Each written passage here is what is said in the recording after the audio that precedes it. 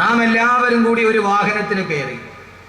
ആ വാഹനം വളരെ വിശാലമായ നീണ്ടു നിവർന്നു കിടക്കുന്ന, അറ്റമില്ലാതെ കിടക്കുന്ന ഒരു ഒറ്റയടി പാതയിലൂടെ, ആ പാതയ്ക്ക് വഴിവുകളില്ല, പിരിവുകളില്ല, ശാഖകളില്ല, ഒന്നുമില്ല. നീണ്ടു നിവർന്നു കിടക്കുന്ന ഒരു ഒറ്റയടി പാതയിലൂടെ ആ യാത്ര അഭംഗുരം മുമ്പോട്ട് പോകുന്നു. ഈ സദസ്സിൽ കണ്ടുമുട്ടിയ ഞാനും നിങ്ങളുമെല്ലാം ഉണ്ട്. നമ്മുടെ വാഹനം നീണ്ടു നിവർന്നു കിടക്കുന്ന ആ റോഡിലൂടെ അങ്ങ് നേരെ പോവുകയാണ്. കുറെ ഏറെ ദൂരം താണ്ടി നാം കുറെ ഏറെ ദൂരം സഞ്ചരിച്ചു. നമുക്ക് തിരിഞ്ഞു നോക്കേണ്ട കാര്യമുണ്ടായിരുന്നില്ല. കാരണം ആ ഒരൊറ്റ വഴി മാത്രമേ ഉള്ളൂ.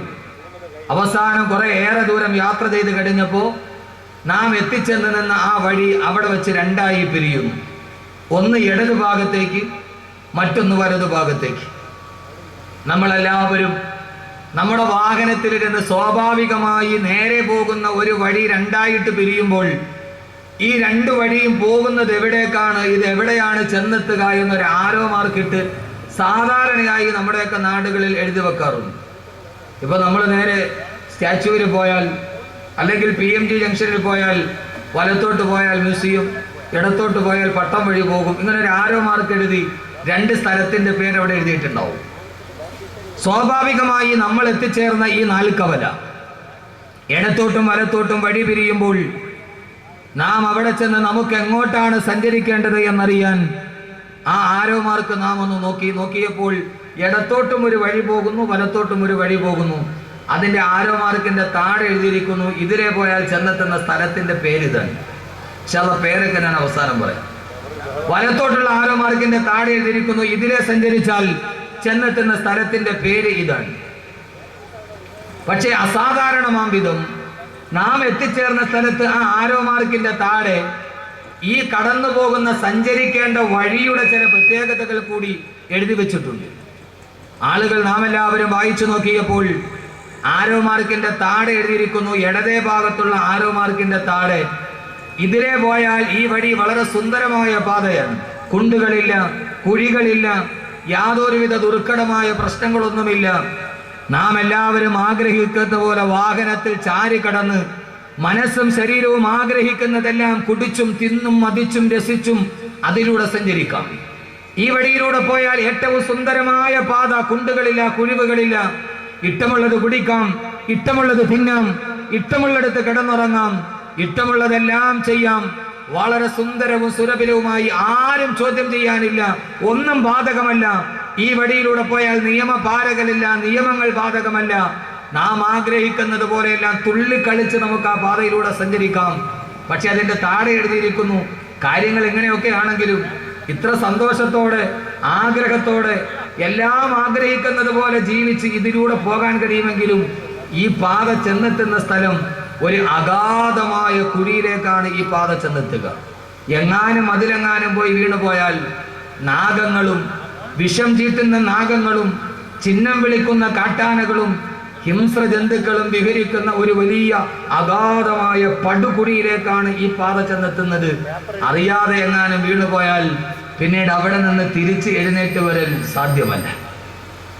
എങ്ങാനും വീണുപോയാൽ പിന്നീട് എഴുന്നേറ്റതിൽ നിന്ന് തിരിച്ചു വരൽ സുസാധ്യമല്ല. നാം ആ ബോർഡ് വായിച്ചു. ആ യാത്രയിൽ ഞാനുമുണ്ട്, നിങ്ങളുമുണ്ട്, എല്ലാ ആളുകളുമുണ്ട്.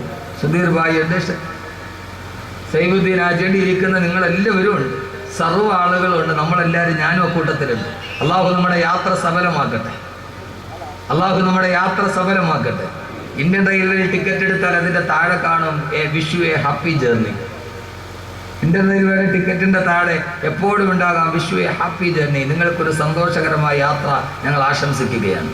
നമ്മുടെ ഈ യാത്ര നാളെ അവസാനിക്കുമ്പോൾ അള്ളാഹു ഈ യാത്ര ഏറ്റവും നല്ല ശുഭകരമായ ഒരു അന്ത്യം കുറിക്കുന്ന യാത്രയെ അള്ളാഹു സ്വീകരിക്കട്ടെ.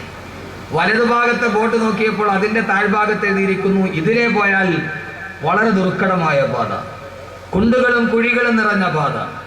അതിലെ സഞ്ചരിച്ചാൽ ശരീരവും മനസ്സും വല്ലാതെ ഉലഞ്ഞ് വളരെ കഷ്ടപ്പെട്ടിട്ടല്ലാതെ ഈ പാതയിലൂടെ സഞ്ചരിക്കാൻ കഴിയില്ല. അതിലെ പോയാൽ ഏറെ പ്രയാസങ്ങൾ സഹിക്കേണ്ടി വരും.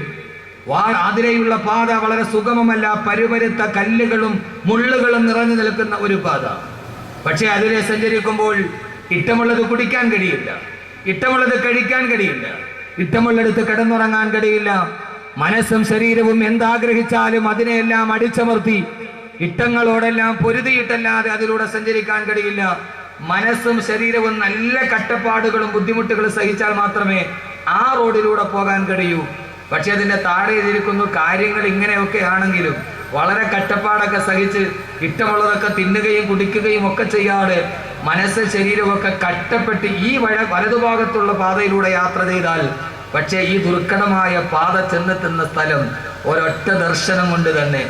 ഇതിന്റെ അവസാനം നമ്മൾ ചെന്നെത്തുന്നത് ഒരൊറ്റ പ്രാവശ്യം കണ്ടാൽ ആ ഒരൊറ്റ ദർശനം കൊണ്ട് അസ്വസ്ഥ ബാധിതമായ മനസ്സിന്റെ എല്ലാ ചിന്തകളും വിട്ടൊഴിഞ്ഞ് ഇതേവരെ കടന്നു വന്ന് അനുഭവിച്ച എല്ലാ കഷ്ടപ്പാടുകളും ഒരൊറ്റ നോട്ടം കൊണ്ട് മറന്നു പോകുന്ന നയനാനന്ദകരമായ രമ്യഹർമ്മങ്ങൾ നിറഞ്ഞു നിൽക്കുന്ന മന്ദമാരുതന്റെ തലോടറിയിട്ട് തത്തിക്കളിക്കുന്ന പൂവുകളും ഉദ്യാനങ്ങളും അതിന്റെ താഴ്ഭാഗത്തുകൂടി സുന്ദരി പെണ്ണിന്റെ കാലിൽ കിടക്കുന്ന വെള്ളിക്കൊലിസ് പോലെ തടം തല്ലി തൊടുകുന്ന കൊച്ചരുവികളും ആ കൊച്ചരുവികളുടെ പ്രാന്തപ്രദേശങ്ങളിലായി കായ്ച്ചു നിൽക്കുന്ന വൃക്ഷങ്ങളും റുമ്മാൻ പഴങ്ങളും ഒക്കെ നിറഞ്ഞ ഒരു സുന്ദരമായ പൂവാടിയിലേക്ക്, ഒരു പുഷ്പോദ്യാനത്തിലേക്കാണ് കടന്നു ചെല്ലുക. അവിടെ എത്തുമ്പോളെ ഇതേവരെ കഷ്ടപ്പാടുകൾ സഹിച്ചതെല്ലാം ഒരൊറ്റ നിമിഷം കൊണ്ട് മറന്നു പോകും. അത്രയും സുന്ദരമായ ഒരു ഉദ്യാനത്തിലാണ് നിങ്ങൾ ചെന്നെത്തുക. 2 ബോർഡ് നമ്മൾ വായിച്ചു. ഞാനുമുണ്ട്, നിങ്ങളുമുണ്ട്. നമ്മളെല്ലാവരും വളരെ ബുദ്ധിമാന്മാരാണ്. ഞാനൊന്ന് ചോദിക്കട്ടെ, നമ്മൾ എങ്ങോട്ട് തിരിഞ്ഞ് യാത്ര ചെയ്യാനായിരിക്കും തീരുമാനിക്കുക? ചോദ്യം സുലൈമാൻ സ്ട്രീറ്റിലൂടെ എത്തിയ ആളുകളോടാണ്, നിങ്ങളോടാണ് ചോദ്യം. ചോദ്യത്തിന് മറുപടി പറഞ്ഞിട്ടാണ് വിഷയം. ആദ്യം നരകം പറയണോ പിന്നെ സ്വർഗം പറയുമോ എന്ന് തീരുമാനിക്കും. എങ്ങോട്ടായിരിക്കും നമ്മൾ യാത്ര ചെയ്യാൻ തീരുമാനിക്കുക? സ്വർഗവും നരകമൊക്കെ വരട്ടെ, ഞാൻ സ്ഥലത്തിന്റെ പേര് പറഞ്ഞില്ലല്ലോ. ഏത് ഭാഗത്തോടെ പോകാനായിരിക്കും നമുക്ക് എളുപ്പം? ഇടത്തോട്ടാണോ വലത്തോട്ടാണോ?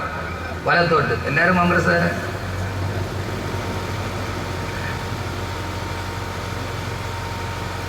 വളരെ ആലോചിച്ചിട്ട് വേണം പറയാൻ. വലത്തോട്ടാണെന്ന് പെട്ടെന്ന് പറയാം, പക്ഷെ അതിലെ സഞ്ചരിച്ചാൽ വളരെ ദുർഘടമായ പാത. ഇഷ്ടമുള്ളത് കുടിക്കാൻ കഴിയില്ല, ഇഷ്ടമുള്ളത് കഴിക്കാൻ കഴിയില്ല, ഇഷ്ടമുള്ളിടത്ത് കിടന്നുറങ്ങാൻ കഴിയില്ല. അതിലെ പോയാൽ ധാരാളം നിയമങ്ങളുണ്ട്, നിരോധനങ്ങളുണ്ട്, ഹലാലുകളുണ്ട്, ഹറാമുകളുണ്ട്, മുബാഹുകളുണ്ട്, ഫർളുകളുണ്ട്, സുന്നത്തുകളുണ്ട്. ഏറെ കഷ്ടപ്പാടുകൾ സഹിച്ചാലല്ലാതെ അതിലെ നടന്നു പോകാൻ കഴിയില്ല. അതുകൊണ്ട് ആലോചിച്ചിട്ടേ പറയാവൂ. അങ്ങനെ തന്നെയാണല്ലോ സഹോദരിമാരും അങ്ങനെ തന്നെ. പക്ഷെ അതിലെ പോയാൽ പർദ്ദയിടണം, തലമറയ്ക്കണം, റഷ്യ സർക്കസ് കാണാൻ പറ്റൂല, കാർണിവലിന് പോകാൻ പറ്റൂല. ഇങ്ങനെ ധാരാളം പ്രശ്നങ്ങളുണ്ട്. ശരി, അള്ളാഹു നമ്മുടെ യാത്ര വലത്തേക്ക് തന്നെ ആക്കട്ടെ.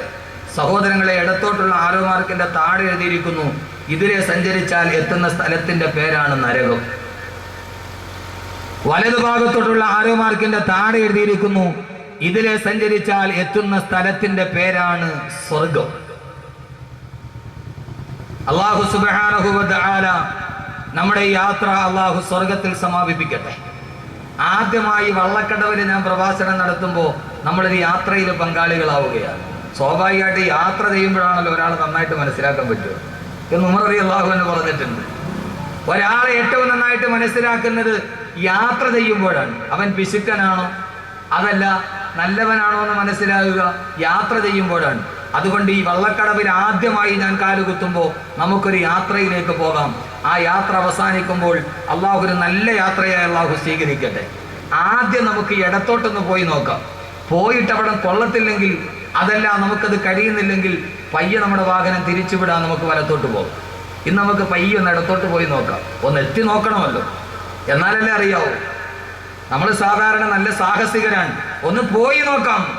അത് നമുക്ക് കഴിയില്ല എങ്കിൽ, അനുഭവിക്കാൻ കഴിയില്ലെങ്കിൽ, അത് താങ്ങാൻ കഴിയില്ലെങ്കിൽ ഇൻഷാ അല്ലാഹ് നമുക്ക് വലത്തോട്ട് തിരിച്ചു വരാം നാളെ. ഇന്ന് നമ്മൾ ഇടത്തോട്ടാണ് പോകുന്നത്. അല്ലാഹു നമ്മളെ സ്വീകരിക്കണം. പോരെ കുറെ ദിവസം ഞാൻ സാധാരണയായി എൻ്റെ പ്രിയപ്പെട്ട സഹോദരങ്ങളെ ഒരു നാടൻ സംഭാഷണം പോലെ ഞാൻ എൻ്റെ വിഷയത്തിന് ആമുഖമായി പറഞ്ഞ ഈ വാക്ക് സാധാരണയായി ഒരാൾ പറയുന്ന ഒരു നാടൻ ഭാഷ പോലെ നിങ്ങളുടെ മുമ്പിൽ പറഞ്ഞ ഇത്രയും നേരം നാം ഒരു ജീവിതത്തിന്റെ സാങ്കല്പികമായ യാത്രയുടെ കഥാകഥനങ്ങൾ പറഞ്ഞ് ഇടത്തോട്ടും വലത്തോട്ടുള്ള പാത പറഞ്ഞ ഈ നാടൻ ചിന്താശകലം യഥാർത്ഥത്തിൽ ഇതൊരു നാടൻ വാക്കുകളല്ല. എന്റെ പ്രഭാഷണത്തിന്റെ തുടക്കത്തിൽ ഞാൻ പറഞ്ഞ ഈ വാക്ക് ഏതെങ്കിലും ഒരു നാടൻ വാക്കുകളല്ല. ഇതാരാണെന്നറിയുമോ? 14 നൂറ്റാണ്ടുകൾക്ക് മുമ്പ് എവിടേക്കാണ് സഞ്ചരിക്കേണ്ടതെന്നറിയാതെ ഒരു കൈയിൽ ഒട്ടകത്തിന്റെ കടിഞ്ഞാണും മറുകൈയിൽ ചാട്ടവാറും ചുണ്ടിൽ ചൂളം വിളിയുമായി ലജ്നാൻ പർവ്വതത്തിന്റെ പ്രാന്തപ്രദേശത്തിലൂടെ ഇടയനില്ലാത്ത ആട്ടിൻപറ്റത്തെ പോലെ അബദ്ധസഞ്ചാരം ചെയ്ത 6-ാം നൂറ്റാണ്ടിലെ കാട്ടറബികളെ എവിടേക്കാണ് സഞ്ചരിക്കേണ്ടതെന്നറിയാതെ ഭൗതികമായ ജീവിതത്തിന്റെ പച്ചത്തിളപ്പിന്റെ മുമ്പിൽ എന്തിനൊക്കെയോ ജീവിച്ചു പോയ 6-ാം നൂറ്റാണ്ടിലെ കാട്ടറബികൾ, ആ കാട്ടറബികളെ എവിടേക്കാണ് സഞ്ചരിക്കേണ്ടത് എന്ന് പറഞ്ഞു കൊടുക്കാൻ, ലക്ഷ്യബോധം പഠിപ്പിച്ചു കൊടുക്കാൻ വേണ്ടി വന്ന ആദരവായ പ്രവാചകൻ നബി മുഹമ്മദ് മുസ്തഫ, ആദരവായ പ്രവാചകൻ നബി മുഹമ്മദ് മുസ്തഫ സല്ലല്ലാഹു അലൈഹി വസല്ലമ ഓതിക്കൊടുത്ത 114 അധ്യായങ്ങൾ അടങ്ങുന്ന ബഹുമാനപ്പെട്ട പ്രവാചകൻ സല്ലല്ലാഹു അലൈഹി വസല്ലമ തന്റെ സമൂഹം മുഴുവനെ നരകത്തിന്റെ ഭാഗത്തേക്ക് ലക്ഷ്യബോധമില്ലാതെ സഞ്ചരിക്കുമ്പോ ഈ സമൂഹത്തിന് എങ്ങനെയാണ് ഒരു സൽപാന്താവ് വെട്ടിത്തുറന്നു കൊടുക്കുന്നത് എന്നറിയാൻ ജബലിനൂർ പർവ്വതത്തിന്റെ മുകൾ ഭാഗത്ത് താഴെയിരിക്കുന്ന ഹിറാ ഗുഹയിലിരുന്നു കൊണ്ട് പ്രവാചകൻ കഅബയെ നോക്കിയിരിക്കുമ്പോ